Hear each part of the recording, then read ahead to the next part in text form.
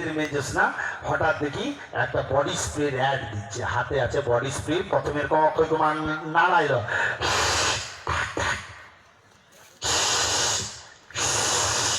কতগুলা মেয়ে এসে অক্ষয় কুমারকে জড়িয়ে আধাচ্ছে, হায় আমি মিউজিকটা ভয়ঙ্কর, চ্যানেল ঘুরিয়ে দেই। আমি বলি এইরকমই একখানা বিজ্ঞাপন আমি দেবো।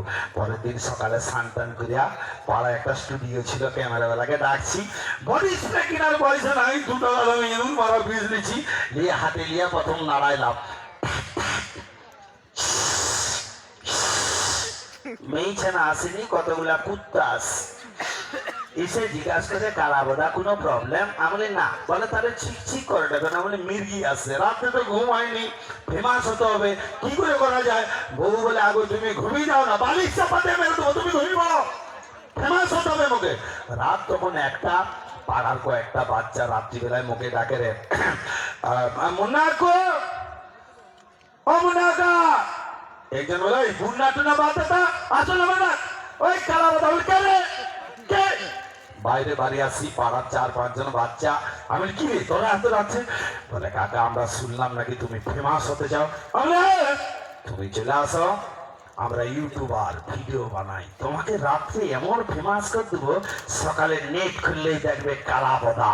আমি তাহলে চল, আমি তো ফেমাস হয়ে গেছি, তারা ইউটিউবার বলছি, তারা ফাঁকে নিয়ে গিয়ে বাঁশ ঝাড়ের কাছে এমন মারা মারছে, জামা প্যান্ট প্যান্ট খুলে দিয়ে ল্যাংটা করে লোকের ঘরে বাইরে বুঝ করে বোম ফাটিয়ে দিচ্ছে, তুম তার ঘরে বড় বৌমার ঘুম ভেঙেছে, বৌমের শব্দে বলে মা কে যেন কার্তিক ঠাকুর দিয়েছে, আমি নাকি কার্তিক ঠাকুর, হাসবো না কাঁদবো?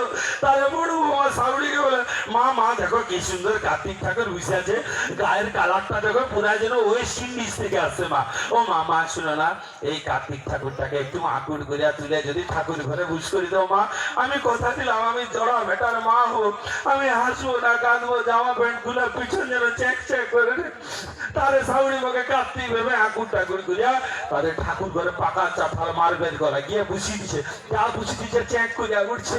কোথায় যাবো? রাত্রি যখন 2টা বাজে, বাথরুম যাবে খুঁজে পাইনি, ছেলে ছেলে অন্ধকারে একটা দরজা করছে, ঢুকেছি। আমি ঠাকুর ক্ষমা করে দাও, এটা বাথরুম না কিচেন রুম জানিনি, আর কন্ট্রোল হবে নি, যা আবার এখানেই হবে।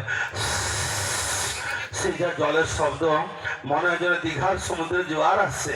2তলায় তার মেজো গিন্নি ঘুমিয়েছিল, জলের শব্দে তার ঘুম ভেঙেছে, আমি আস্তে আস্তে শুনতে পাইনি। তার মেজো গিন্নি বলে কি গো পল্টুর বাবা, খেয়ে দিয়া যে মুখ ধুয়ে আইলো, ট্যাপের পেঁচ খুলে দিয়া বাড়ি আসছ, জল যেন গাঁ গাঁ করিয়া বাড়ি যাইতে দীঘার সমুদ্রের মতো।